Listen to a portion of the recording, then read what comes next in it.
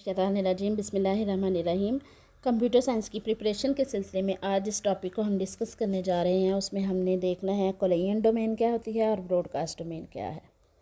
ठीक है, फिर हम इसको डिफरेंट डिवाइसेस के लिहाज से देखेंगे किसकी कोलियन डोमेन जो है वो कितनी है और ब्रॉडकास्ट डोमेन कितनी है। ठीक है, हम इनको देखेंगे रिपीटर के लिहाज से, हब के लिहाज से, ब्रिज, स्विच एंड राउटर के लिहाज से। अब जो डोमेन है ना, word domain means territory, range. ठीक है, मतलब कितने जो है ना एरिया तक जो है इसकी कोलियन डोमेन है और इसी तरह से ब्रॉडकास्ट डोमेन। अच्छा जी, ये एक लिंक है, शेयर्ड लिंक है हमारे पास, जिसमें डिफरेंट डिवाइसेस जो हैं वो कनेक्टेड हैं। और हम लैन के बारे में बात कर रहे हैं, ये बात आपने जहन में रखनी है।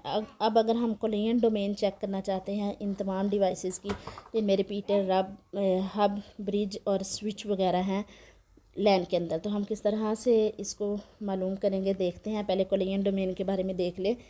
हेयर इट मीन्स, मतलब कोलियन डोमेन का क्या मतलब है कि एक डिवाइस है हमारे पास A and this device send message on this media at this same time. जैसे इधर हमारे पास ये ए डिवाइस हो और ये डेडिकेटेड मीडिया को यूज़ करते हुए डाटा को सेंड करती है। ठीक है,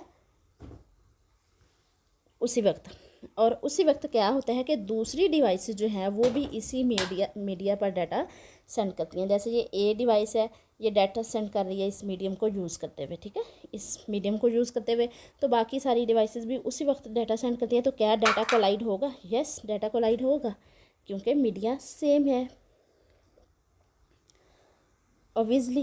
ठीक है, here we have n number of devices and what will be happened in worst case। अब अगर वर्स्ट केस में हम बात करें तो जैसे ए ने डाटा सेंड किया तो बाकी सारी डिवाइसेस ने भी सेंड कर दिया। अब इधर n नंबर ऑफ़ डिवाइसेस है, तो कोलियन डोमेन भी क्या हो जाएगी? n होगी। ऑल डिवाइसेस मतलब n send messages at the same time and all message collide means n number of devices are collide. So in worst case maximum collision कितनी होगी? n होगी, क्योंकि n नंबर ऑफ़ डिवाइसेस हैं, सब ने data send किया, message collide हुआ, data collide हुआ, तो मैक्सिमम कोलियन भी क्या हो जाएगी?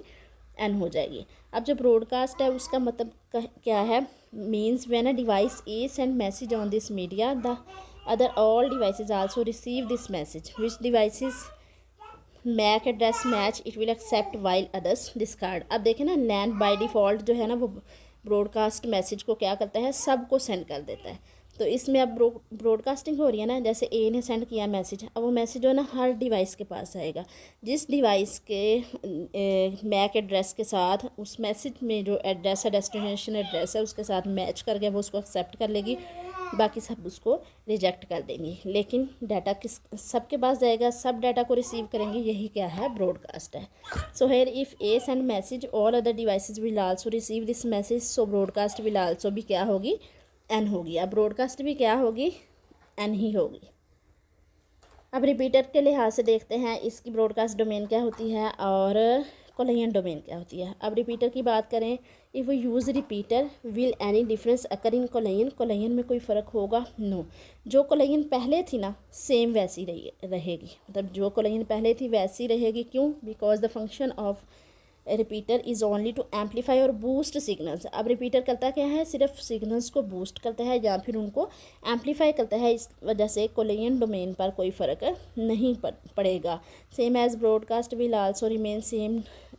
अब देखें, पहले कोलियन डोमेन के लिहाज से आप समझें कि अब रिपीटर यूज़ हुआ है ना, तो रिपीटर क्या कर रहा है? सिर्फ सिग्नल की स्ट्रेंथ को ठीक कर रहा है, अच्छा कर रहा है, इंक्रीज़ कर रहा है। लिहाजा अगर सारी डिवाइसेस सेम टाइम पे डाटा सेंड करती हैं तो वो डाटा जो है कोलाइड होगा, वो मैसेज जो है वो कोलाइड होगा। ठीक है, तो इसलिए क्या है कि कोलियन डोमेन पर कोई फ़र्क नहीं पड़ रहा। इसी तरह से रिपीटर जो है उसके अंदर कोई ऐसा फंक्शन नहीं है कि वो स्पेसिफिक उसी डिवाइस को मैसेज सेंड करे जिसके लिए सेंड किया गया है। क्लियर है ना? इस वजह से जब मैसेज सेंड होगा तो वो सारी डिवाइसेस ही रिसीव करेंगी, लिहाजा ब्रॉडकास्ट डोमेन पर भी कोई फ़र्क नहीं पड़ेगा। अब अगर हम हब की बात करें तो सेम एज़ रिपीटर हब जो है उसमें भी कोलियन और ब्रॉडकास्ट डोमेन में कोई फ़र्क नहीं पड़ेगा, क्योंकि हब जो है वो भी फर्स्ट लेयर की डिवाइस है, आपको पता है ना फिजिकल लेयर की डिवाइसेज हैं ये। So here in worst case collision domain और ब्रॉडकास्ट डोमेन इसमें भी एन रहेगी, क्योंकि हब के अंदर भी कोई ऐसी फंक्शनैलिटी नहीं है कि वो डाटा जो है उसको कोलाइड होने से बचाए या फिर मैसेज जो है वो सारी डिवाइसेस को रिसीव होने से बचाए। क्लियर है। अब अगर हम ब्रिज की बात करें तो ब्रिज जो है आपको पता है कि लेयर 2 की डिवाइस है और ये कनेक्ट करती है दो डिफरेंट किस्म के लैंस को, दो डिफरेंट लैंस को कनेक्ट करती है, लेकिन सेम नेचर की वो लैन होती हैं। ठीक है, लैंस को ये कनेक्ट करती है, लिहाजा जब हम इसको यूज़ करेंगे तो कोलियन में डिफरेंस होगा। कैसे, आपने इस बात को समझना है। और ब्रॉडकास्ट में भी देखेंगे what will be the difference in collision and broadcast. Okay जी, ये रिपीटर हमने यूज़ किया। ये हमारे पास एक लैन है जिसमें ABCD ये वाली डिवाइसेस हमारे पास काम कर रही हैं, ये वाले सिस्टम्स हैं नेटवर्क के अंदर। दूसरी साइड पे हमारे पास सेकंड लैन में EFGH डिवाइसेस काम कर रही हैं। अब फर्स्ट करें, A ने जो है वो डाटा सेंड किया, अब दरमियान में रिपीटर काम कर रहा है। सॉरी, ये रिपीटर नहीं ब्रिज है, ये मैंने गलती से लिख दिया, ये क्या है, ब्रिज काम कर रहा है। अब A ने मैसेज सेंड किया तो ये मैसेज जो है कहाँ गया, ब्रिज के पास पहले गया। ब्रिज भी फॉरवर्ड, स्टोर एंड फॉरवर्ड पे काम करता है ना। अब E ने मैसेज सेंड किया तो ये मैसेज भी किसके पास गया, रिपीटर के पास। अब आपने बात को समझना, इस लाइन की अगर बात करें ABCD के मैसेजेस की तो ये कोलाइड होंगे, अगर सेम टाइम में ये डाटा सेंड करेंगे तो इनका मैसेज कोलाइड होगा। दूसरी तरफ दूसरे लाइन में EGFH की बात करें तो इनका भी मैसेज आपस में कोलाइड होगा, लेकिन ये जो लाइन है A वाला, इसका मैसेज और E वाले लैन का मैसेज आपस में कोलाइड नहीं होगा। ठीक है, ये बात जो है आपने समझनी है। इस वजह से इसमें कोलियन डोमेन जो है वो थोड़ी जो है वो रिड्यूस हो जाती है, कम हो जाती है। If A send message this message will come to the repeater and repeater नहीं है, यहाँ मैंने रिपीटर ही लिखा हुआ है बार बार। ये हम ब्रिज के बारे में बात कर रहे हैं, आपने ये बात याद रखनी है। Come to the bridge and on second LAN E send message which will come to bridge is message from A and E will collide. No, नहीं होगा, A और E का मैसेज कोलाइड नहीं होगा। E ने जो मैसेज भेजा वो भी ब्रिज ने अपने पास रखा, A ने जो मैसेज भेजा वो भी ब्रिज ने अपने पास रखा। ब्रिज डिसाइड करेगा वो मैसेज इस लाइन में जाएगा या इस लाइन में आगे सेंड होगा। ठीक है, ये मैसेज आपस में कोलाइड नहीं होगा, because bridge use store and forward technique use करता है। It has buffer, it will store message of A and E and then forward it according to MAC address. दो collision can occur between ABCD and also occur between EFGH के दरमियान। ठीक है, लेकिन ABCD और EFGH के दरमियान जो है वो कोलियन अकर नहीं होगी। ठीक है, इसलिए कोलियन यहाँ पे क्या हो जाती है, कम हो जाती है, रिड्यूस हो जाती है। लेकिन अगर हम ब्रॉडकास्ट की बात करें तो ब्रॉडकास्ट में कोई डिफरेंस नहीं आएगा। क्यों? क्योंकि जो ब्रिज है वो उसके पास भी कोई ऐसा मैकेनिज़्म नहीं है कि वो स्पेसिफिक उसी डिवाइस को मैसेज सेंड करे जिसके लिए भेजा गया है। A send message to a device, bridge will forward this message to all, so there is no change in broadcast by default in length.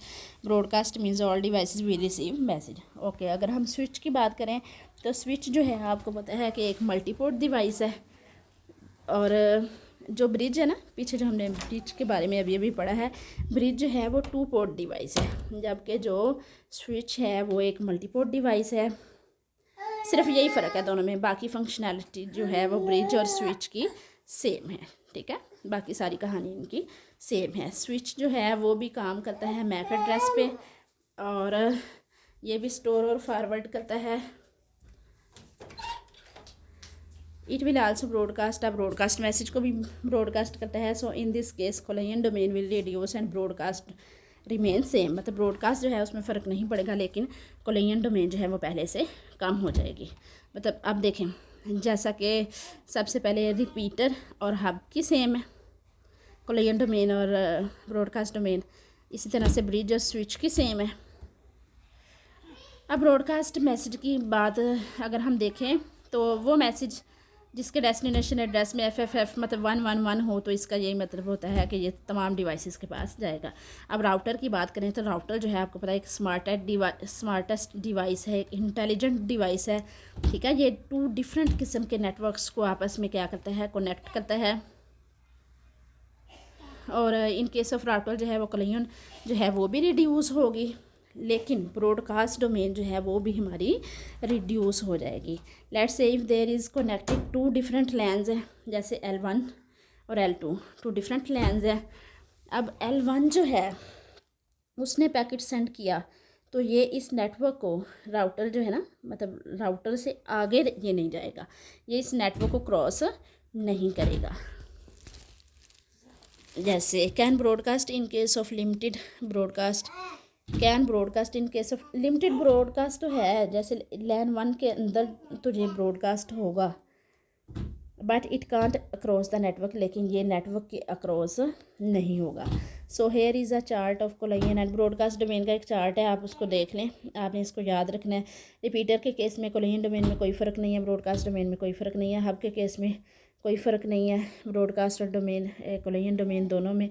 अब ब्रिज की बात करें तो इसमें कोलिजन डोमेन रिड्यूस होती है, लेकिन जो ब्रॉडकास्ट डोमेन है उसमें कोई फ़र्क नहीं आता। स्विच की बात करें, इसमें भी कोलिजन डोमेन रिड्यूस हो रही है, लेकिन ब्रॉडकास्ट की शक्ल में कोई फ़र्क, ब्रॉडकास्ट डोमेन जो है उसमें कोई फ़र्क नहीं है। अगर राउटर की बात करें तो इसमें कोलिजन डोमेन भी रिड्यूस हो रही है और ब्रॉडकास्ट डोमेन भी हमारे पास रिड्यूस हो रही है।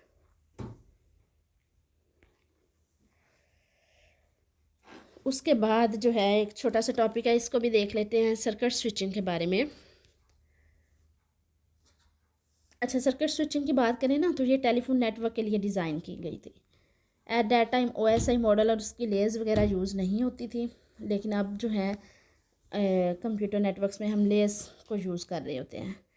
We say computers are connected with in a network to share some data.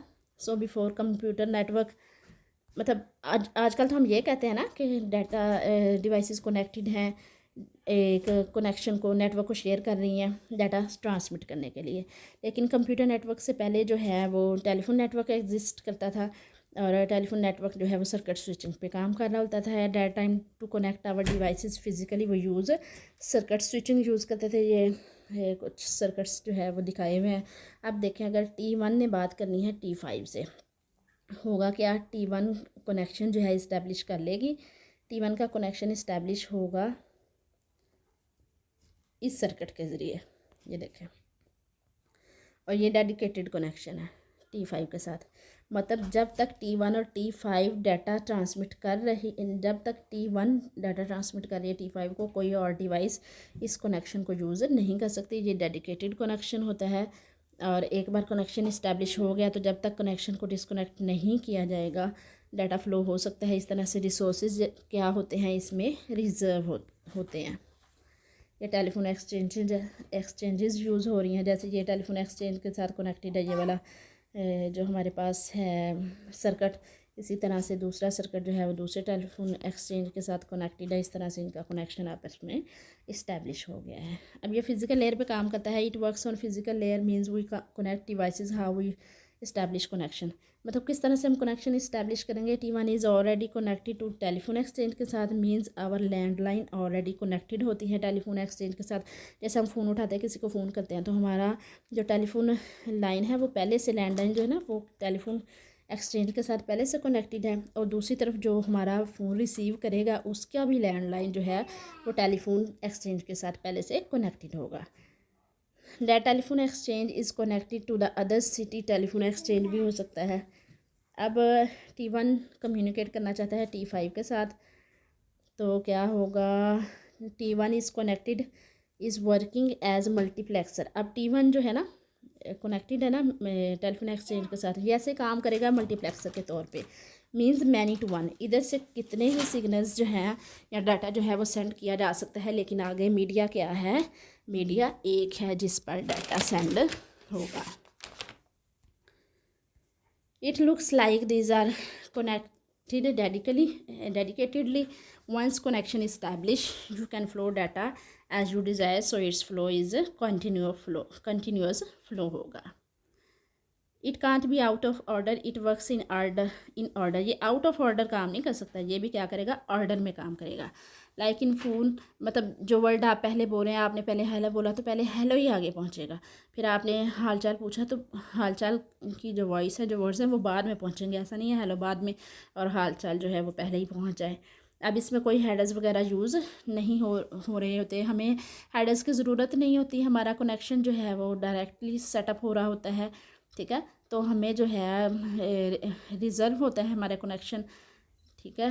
हम रिज़र्वेशंस करते हैं, इसमें पोर्ट को रिज़र्व कर देते हैं या फिर रिसोर्सेज को रिज़र्व कर लेते हैं, तो कोई और उस रिसोर्स को यूज़ नहीं करता। इस वजह से हमें किसी हेडर की ज़रूरत नहीं होती। एफिशिएंसी इसमें लेस है इसी वजह से कि रिसोर्सेज जो हैं वो वेस्ट हो रहे हैं, और एफिशिएंसी क्या है इसमें लेस है, कोई और जो है इस सर्किट को यूज़ नहीं कर सकता। डिले भी लेस है क्योंकि डेडिकेटेड कनेक्शन है, डायरेक्टली बात हो रही है, ठीक है, कंटिन्यू डाटा का फ्लो है, इस वजह से क्या है डिले भी इसमें लेस है। अब टोटल टाइम आपने देख लेना है, टोटल टाइम जो है वो बराबर होता है, आपसे पूछा जा सकता है कि सर्किट स्विचिंग में टोटल टाइम क्या होता है, तो फिर आप देखें कि टोटल टाइम जो है वो बराबर है सेटअप टाइम के। सेटअप टाइम कौन सा time? Total time to make reservations बनाने में या कनेक्शन बनाने में जो टोटल टाइम लगा है वो सेटअप टाइम है, प्लस ट्रांसमिशन टाइम है। अब जो मैसेज सेंड करने में टाइम लग रहा है वो ट्रांसमिशन टाइम है, प्रोपोगेशन डिले है, और इसके अलावा टीयर डाउन टाइम है। अब देखें ट्रांसमिशन टाइम जो है वो बराबर होता है मैसेज ओवर बैंडविड्थ, जितनी बैंडविड्थ यूज़ हो रही है उस पर डिवाइड करेंगे मैसेज को, जो मैसेज सेंड किया जाएगा या करेंगे। प्रोपोगेशन डिले जो है वो बराबर होती है डिस्टेंस ओवर वेलोसिटी के। और टीयर डाउन टाइम की अगर हम बात करें तो हम क्या करेंगे, terminate connection and release resources. Tear down time वो है जब हम टर्मिनेट करेंगे कनेक्शन को, रिसोर्सेज को रिलीज़ करेंगे। In case if we are asked what will be the total time if we want to send message using circuit switching nowadays, तो फिर हम जो है उसमें ये जो है टोटल टाइम का फार्मूला पुट करेंगे और वैल्यूज़ निकालेंगे। ये हमेशा आपको दिया होता है, मतलब अगर वो टोटल टाइम पूछेंगे ना तो सेटअप टाइम, ट्रांसमिशन टाइम, ये सारे टाइम्स उन्होंने आपको दिए होंगे, आपने बस कैलकुलेट करके इसका आंसर करना होगा। मुझे उम्मीद है आपकी समझ में ये लेक्चर आ गया होगा। बाकी जो है नेक्स्ट टॉपिक के साथ फिर हाजिर होंगे। स्टे ब्लेस्ड, स्टे ट्यून्ड, अल्लाह हाफिज़।